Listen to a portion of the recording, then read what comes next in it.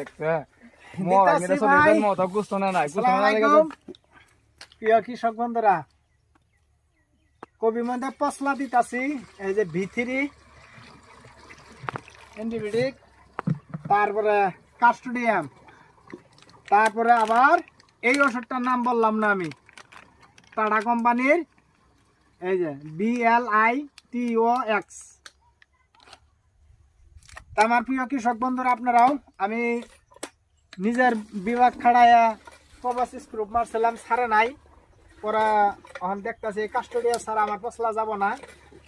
কাস্টোডিয়া ভালো ওষুধ তখন আমি এই যে কাস্টোডিয়া মারতেছি আশা করি আমার কৃষক বন্ধুরা ভিডিওটা অবশ্যই ভালো লাগলে লাইক কমেন্ট শেয়ার করবেন